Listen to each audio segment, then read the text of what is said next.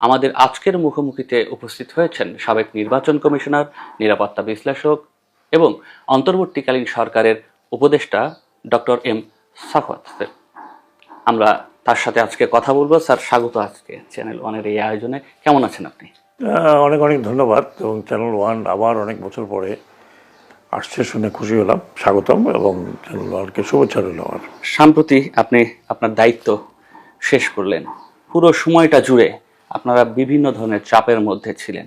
শেষ মুহূর্তে দায়িত্ব ছাড়ার পরে এখন আপনার কি মনে হচ্ছে, যদি একটু পেছনের দিকে তাকান? তো আমি অন্তর্বর্তীকালীন সরকারের মধ্যে অন্তর্ভুক্ত হলাম। প্রথমে আমি স্বরাষ্ট্র মন্ত্রণালয়ে গিয়েছিলাম। স্বরাষ্ট্র মন্ত্রণালয়ে আমার সবচেয়ে বড় সাফল্য ছিল উইদিন নো টাইম পুলিশকে একটু রিঅর্গানাইজ করে তাদেরকে আবার মাঠে নিয়ে আসা।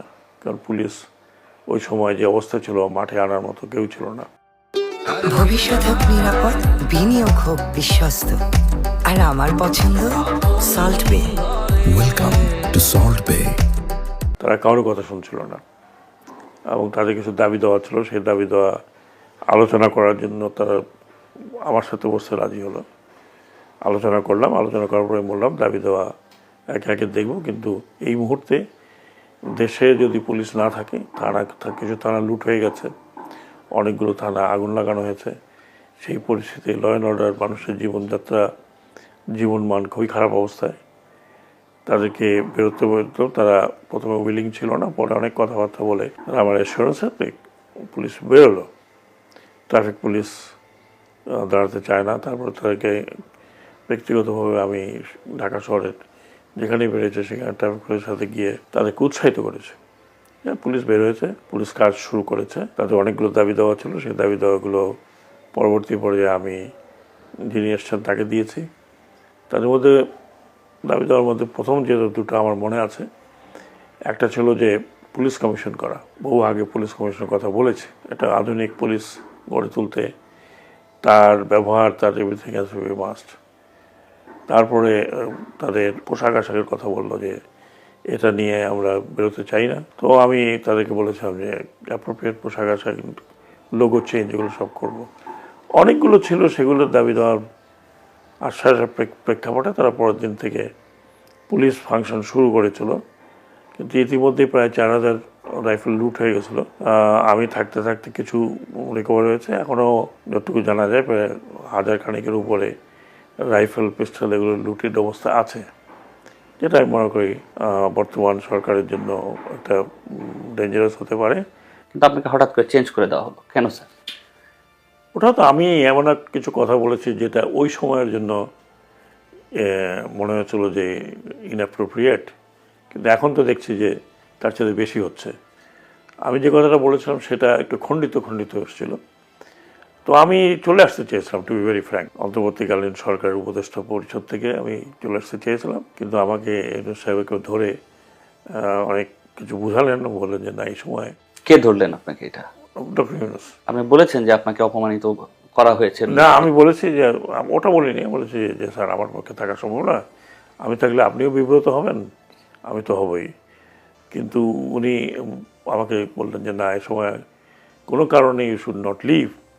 কারণ মাত্র 7 দিন 8 দিন হয়েছে তখন। তাহলে এই সরকারের উপরে প্রথমেই একটা ধাক্কা আসবে। কিন্তু আমি খুব ফার্ম ছিলাম যে পুলিশ যদি এরা কাজে জয়েন না করে, তাহলে আমি উইদিন 3-4 ডেজ তাদের জায়গাটা পূরণ করে ফেলতে পারবো। বাট তারা আসছে এবং সেজন্য আমি তাদেরকে ধন্যবাদ জানাই। আমি যে কদিন ছিলাম পুলিশ অত্যন্ত কোঅপারেট করেছে। তারপরে আমি প্রায় চলেই আসছিলাম, তারপর উনি আমাকে বলেন যে না, এই মুহূর্তেই ইউ শুড লিভ।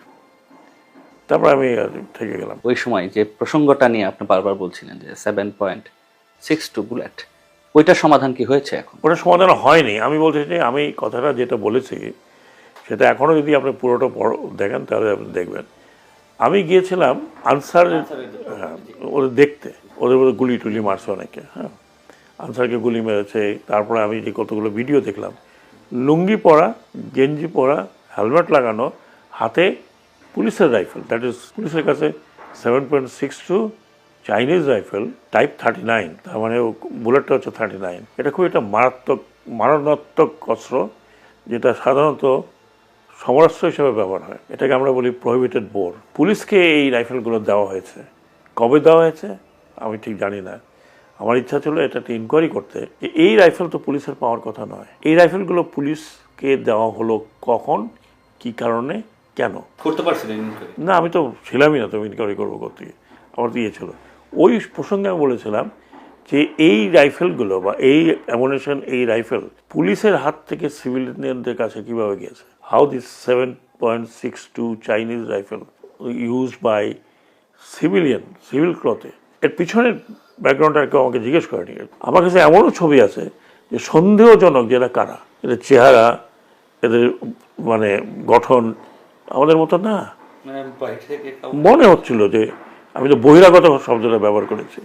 স্নাইপার, আমাদের দেশে স্নাইপার আছে, পুলিশেরও আছে, সেনাবাহিনী তো সবই আছে, কিন্তু এত অহরহ এইরকম ট্রেন স্নাইপার কয়েকজনকে তো আমরা দেখলাম হেলিকপ্টারে উঠানো হয়েছিল, তাদের চেহারা গঠন তো আমাদের মতো না। তার মানে কি বলছেন যে এটা বাইরে থেকে আসছে, দেশের বাইরে কেউ? তদন্ত না করতে বলা যাবে না, আমি তো তদন্ত করতে চেয়েছিলাম এগুলো। আপনি একজন সাবেক নির্বাচন কমিশনার, কেমন হয়েছে নির্বাচনটা? নির্বাচন ভালো হয়েছে, আমি বলবো। আপনাদের আশা যতটুকু ছিল পূরণ করে হয়েছে? নির্বাচন ভালো হয়েছে একেবারে। শোনে, পৃথিবীতে কেউ যদি বলে যে 100% খাঁটি নির্বাচন হয়, কোনো দেশে হয় না। ওই সব জায়গায়, আমেরিকাতে বলেন, এখানে বলেন, ইউরোপেও কিছু না কিছু সমস্যা হয়। আমাদের মতো দেশে, যেখানে ধরেন এই গত 3টি নির্বাচন মানুষ ভোটই দিতে পারেনি, ভোট দেওয়ারও প্রয়োজন পড়েনি, একটা তো অর্ধেকের বেশি, আরেকটা রাতে হয়ে গেছে, আরেকটা আমরা এই সময় ভোট দিতে পারিনি। সেক্ষেত্রে আমি বলবো যে এটা খুবই ভালো একটা ইলেকশন হয়েছে। ছোটোখাটো যা আমরা এখন শুনছি বা দেখছি কিছু কিছু ইউটিউবে, এগুলো একটা বড় নির্বাচনে হতেই পারে, কিন্তু যদি ওই নির্বাচনে যে আশাতীত রেজাল্ট না হয়ে উল্টা হয়, তখন মানুষ বুঝতে পারে যে হয়তো এখানে কোনো সমস্যা হয়েছে। কিন্তু আমি যেটা দেখেছি, আমি তো আশাতীত রেজাল্টে দেখেছি, এটাই হওয়ার কথা ছিল, হয়তো কম বেশি একটু বেশি হয়েছে। আমি যদি বলি জামাত ইসলামী 77টা সিট পেয়েছে, এটা তো একটা বিশাল ব্যাপার এই বাংলাদেশে।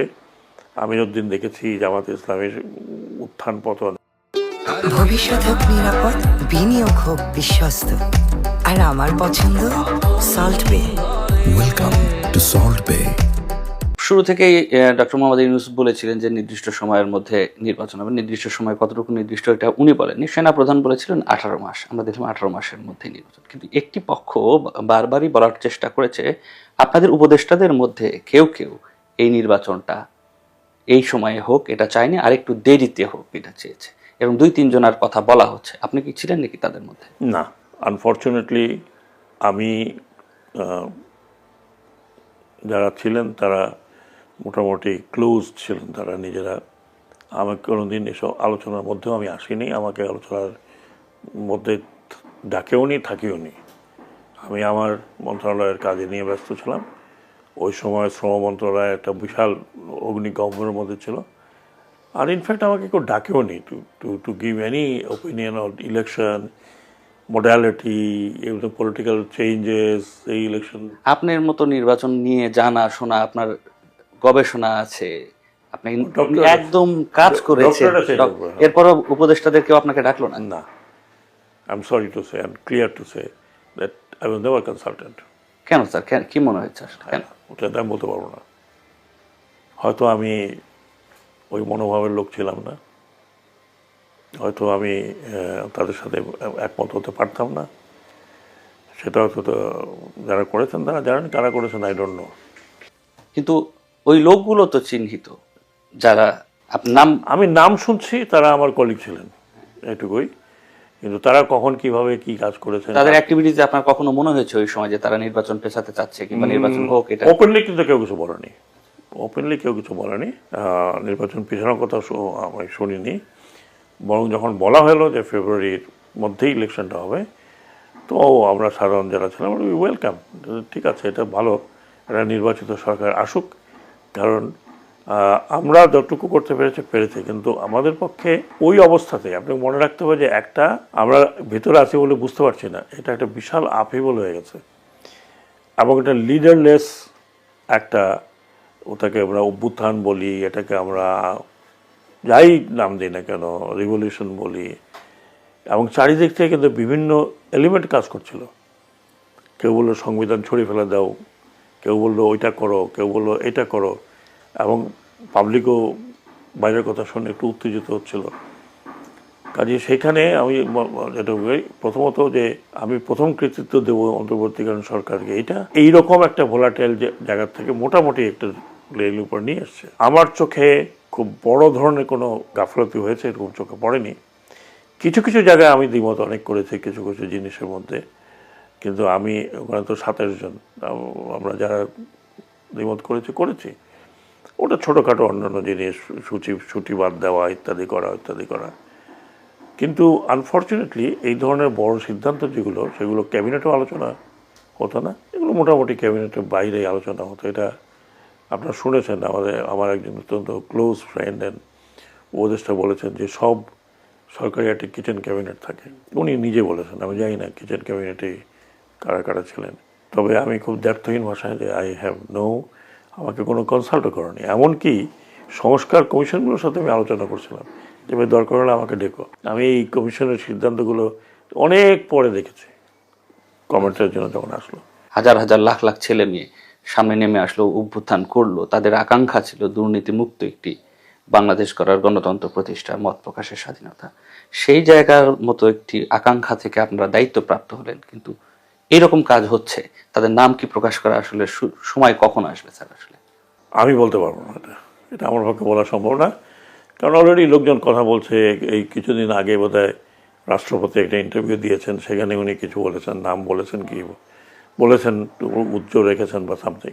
বিভিন্ন চুক্তি হয়েছে যেগুলো প্রকাশিত করা যাবে না, কেন স্যার এটা প্রকাশিত করে? চুক্তি বলতে তো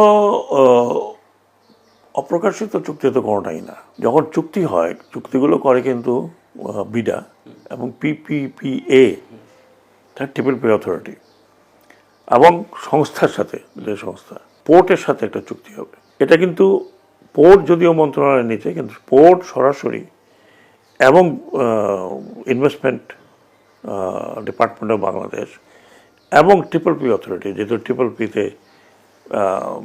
অনেকগুলো বেশিরভাগই চুক্তি হয়ে থাকে, তাদের টেকনিক্যাল কমিটি কাজটা করে। এবং সেখানে চুক্তির একটা জায়গা আছে, নন ডিসক্লোজার একটা ক্লজ থাকে, একটা নন ডিসক্লোজার ক্লজ, ওইটা ডিসক্লোজ করা হয় না। ওর মধ্যে আসলে কি থাকে স্যার? দেশ বিরোধী? দেশ বিরোধী কোনো কিছু থাকার কথা না। অনেকটা নেগোসিয়েশনের মধ্যে যে কথাগুলো ওঠে, সেই কথাগুলো তো পাবলিকলি যায় না। আমি কিন্তু সেই ক্লজটা দেখিনি, সেই ক্লজটা কিন্তু যে চুক্তিটা পাবলিক করা হয় সেখানে থাকে না। ভবিষ্যৎ হোক নিরাপদ, বিনিয়োগ হোক বিশ্বস্ত, আর আমার পছন্দ সল্ট বে। Welcome to Salt Bay.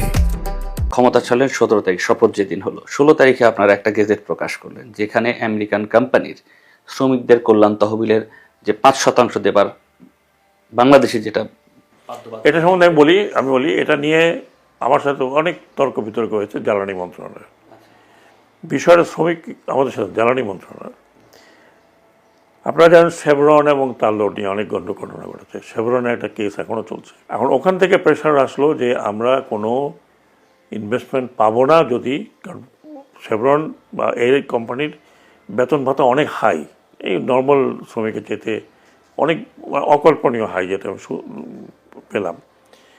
তখন ওরা 5% ছিল শ্রমিক কল্যাণের। তারা বললো 5% ইজ হিউজ মানি। তখন বললো যে তোমরা RMG থেকে কোথায় পাও? 100% যখন ইনভেস্টমেন্ট হয়, 100%-এ কী হয়? আমি বললাম যে না, আমি এটা চেঞ্জ করতে পারবো না, এটা পরবর্তী গভর্নমেন্ট আসুক, চেঞ্জ করুক। বাট জ্বালানি মন্ত্রণালয় থেকে এবং ক্যাবিনেট থেকে যখন বলা হলো যে না, এটা চেঞ্জ না করলে ফিউচারে কোনো ইনভেস্টমেন্ট হবে না, অলরেডি দেরি হয়ে গেছে, আমরা আমাদের গ্যাস উত্তোলন করতে পারছি না। মানে কি আমেরিকা ইনভেস্ট করবে না? No country, not only America, মানে টেকনোলজি তো ওদের কাছেই আছে। আপনি শেভরন বলেন, তালো বলেন, টেলকো বলেন, যাই আছে সবই তো ওদের কাছে টেকনোলজি। এই টেকনোলজি কিন্তু এমনকি চায়নার কাছেও নেই, অফশোর ড্রিলিংয়ে। অত যদি গভীরে যেতে হয়, অত গভীরে নেই, এটা ওপেন ইনফরমেশন।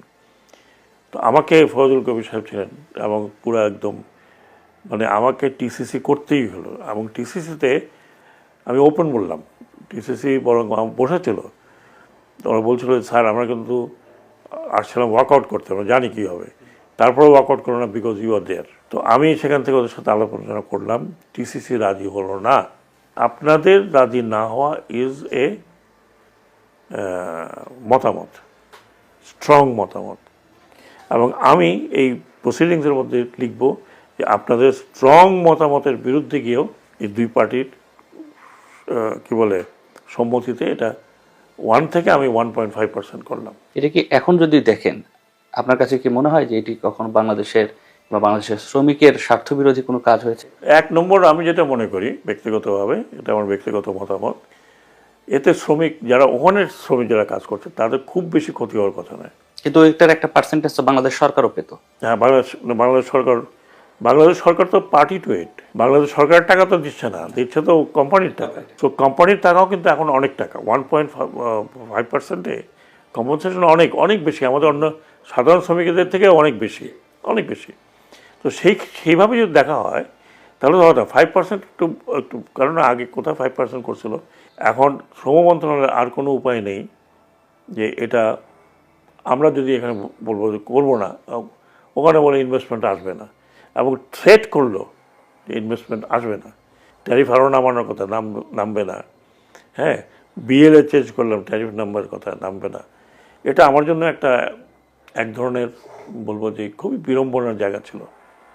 কিন্তু যেহেতু জ্বালানি মন্ত্রণালয়ের ইনভেস্টমেন্ট, তারা ইন্টারন্যাশনাল টেন্ডার খুলবে, খোলার পথে আছে, তো আবার ওইটাও একটা চিন্তা ভাবনা ছিল যে am I going to be the scapegoat, ওনার কারণে আমরা ইনভেস্টমেন্ট বাংলাদেশে আসেনি, এটাও তো একটা ব্যাপার। কিন্তু এখন তো আবার আপনার উপরে দায়ও দিতে পারে যে আপনার কারণেই এটা হয়েছে। দিতে পারে, আমি তো সেই রিস্ক নিয়ে আমি বসে আছি। আর এটা তো অর্ডিন্যান্স, সরকার যদি চায় তাহলে পরিবর্তন করতে পারবে, তো আইন হয়নি। মানে আপনি ওই সরকার 1-2 দিনের জন্য অপেক্ষার আর সুযোগ রাখতে চায়নি? না না, এখন হলো যে এই সরকার যদি চায় তাহলে এটা তো যে কোনো সময় বাতিল করতে পারে। ভবিষ্যৎ হোক নিরাপদ, বিনিয়োগ হোক বিশ্বস্ত, আর আমার পছন্দ সল্ট বে। Welcome to Salt Bay. বাহির থেকে আমরা যেটা শুনছিলাম বিভিন্ন সময় যে এই যে অন্তর্বর্তীকালীন সরকার আন্দোলনের পরে দেশের বাইরের বড় দেশগুলো বাংলাদেশের উপর সিদ্ধান্ত চাপিয়ে দিচ্ছে, প্রভাব ফেলতেছে, নির্বাচনেও এক ধরনের প্রভাব আছে, আবার আপনাদের যে নানা ধরনের সিদ্ধান্তের ক্ষেত্রেও এক ধরনের প্রভাব ফেলছে। এটি কি তার মধ্যে দিয়ে প্রমাণ হয় যে আসলে এই আমেরিকা কিংবা বড় রাষ্ট্রগুলো বাংলাদেশে এই ইন্টারিম গভর্নমেন্টের এই সময়টাতে খুব বেশি প্রভাব ফেলেছে? সর্বক্ষেত্রে না, সর্বক্ষেত্রে ডেফিনেটলি না, কিছু কিছু জায়গায় হয়তো প্রভাব রেখেছে। যেমন ধরুন ট্রেড নেগোসিয়েশন যেহেতু আমার পার্ট না, বাট যেটা আমি উপলব্ধি করেছি, ট্রেড নেগোসিয়েশন একটা বড় ধরনের চাপ ছিল। ফরেন পলিসির ক্ষেত্রে ওই ধরনের চাপ ছিল না। ফরেন পলিসির ক্ষেত্রে যেটা আমি বলবো যে যেই ওরিয়েন্টেশন আমাদের ছিল, ওই orientation was not acceptable to the general public. সেটা কিরকম ছিল স্যার? সবকিছু দিল্লি কেন্দ্রিক, সবকিছু দিল্লি কেন্দ্রিক। এটা কি অন্তর্বর্তীকালীন সরকার সময়ের বলছেন না তার আগের কথা? তার আগের কথা বলছি। ওকে। সো দিল্লি কেন্দ্রিক, এবং যেভাবে এই রক্তক্ষয়ী প্রোগ্রামটা হয়েছে, যেটা হয়েছে, তারপরে তো দিল্লি কেন্দ্রিক কিনা এটা তো ক্লিয়ার। আর কোনো দেশে নাই, সবাই গিয়ে ওখানে উঠছে, ওখান থেকেই তারা সমস্ত কিছু পরিচালনা করছে, টাকা পয়সা ওখানেও নিয়ে গেছে, বাইরেও নিয়ে গেছে। তো এটা দিল্লি কেন্দ্রিক, এতে কোনো সন্দেহ আছে? এখন কি মানুষ বলবে এটা আমেরিকা কেন্দ্রিক? বলতে পারে, কিন্তু মানা করেনি এটাকে, কেউ তো মানা করেনি। আমেরিকা কেন্দ্রিক তো আগেও শুনতাম। আপনি তো হট সিটে ছিলেন, আপনার কাছে কি মনে হয়? আমি আমেরিকা কেন্দ্রিক মনে করি না। আমি আমেরিকা কেন্দ্রিক এই জন্য মনে করি না যে আমেরিকার সাথে কি চুক্তি হয়েছে আমাদের? একটা চুক্তি হয়েছে, বাণিজ্য চুক্তি। আর কি হয়েছে? আর তো কোনো চুক্তি হয়নি। এখন যদি আপনি বলতে পারেন অমুকে আমেরিকা পন্থী, সে তাকে অমুক জায়গায় বসানো হচ্ছে, দ্যাটস এ ডিফারেন্ট পারসেপশন। ওটা আপনার পারসেপশন, আমার পারসেপশন। হ্যাঁ, যদি এখন ওই চুক্তির মধ্যে থেকে আমেরিকা কোনো কিছু চাপিয়ে দিতে চায়, আমেরিকা চাপিয়ে দেবে কি? আমেরিকার পলিসি ইজ ভেরি ক্লিয়ার। তার পলিসি হচ্ছে তুমি অ্যান্টি চায়না হয়ে যাও, তুমি অ্যান্টি ইন্ডিয়ান কিনা, তুমি অ্যান্টি বার্মা কিনা, তুমি অমুক কিনা, আই এম নট বদার্ড। আমেরিকার পলিসি, আমেরিকার কম্পিটিশন হচ্ছে উইথ চায়না ওয়ার্ল্ড ওভার। এই জন্য কি অন্তর্বর্তীকালীন সরকার ওই সময় চায়না জাপানের ইনভেস্টমেন্ট বাদ দিয়ে কোরিয়ার দিকে যাওয়া এক ধরনের প্রবণতা ছিল?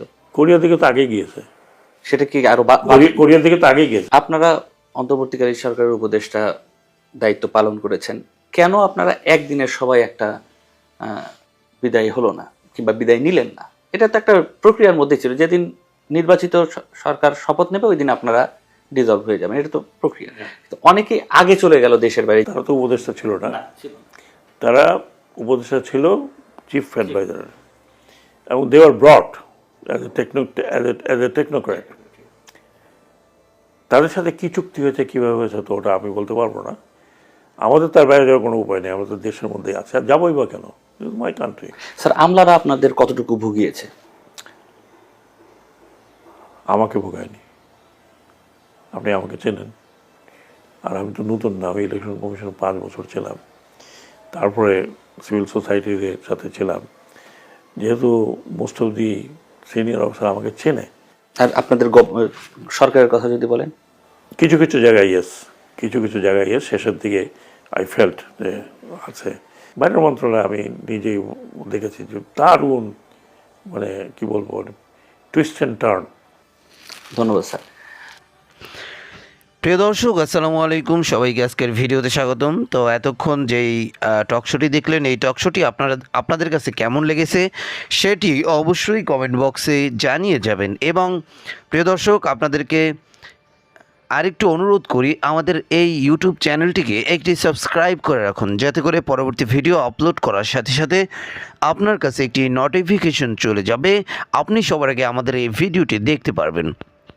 প্রিয় দর্শক, এতক্ষণ অন্তর্বর্তীকালীন সরকারের যেই উপদেষ্টা ছিলেন ওনার সাথে কথা বলা হয়েছে, এবং ওনাদেরকে কতটা চাপের মুখে রাখা হয়েছিল, কিংবা কেন ওনারা প্রত্যেকটি জায়গায় সংস্কার করতে পারেননি, সেই বিষয়ের উপর কিন্তু উনি নানান ধরনের তথ্য দিয়েছেন, এবং এখানে নানান রকমের আলোচনা সমালোচনা হয়েছে। প্রিয় দর্শক, এই আলোচনা সমালোচনাগুলি কতটা যৌক্তিক ছিল সেটি অবশ্যই কমেন্ট বক্সে জানিয়ে যাবেন। প্রিয় দর্শক, আজকের মতো এখানেই শেষ করলাম, আবার দেখা হবে নতুন কোনো ভিডিওতে। সেই পর্যন্ত ভালো থাকবেন, সুস্থ থাকবেন। আবারও বলবো, যারা যারা এখনও চ্যানেলটিকে সাবস্ক্রাইব করেননি একটি সাবস্ক্রাইব করে দিবেন। ভালো থাকবেন, সুস্থ থাকবেন, আল্লাহ হাফেজ।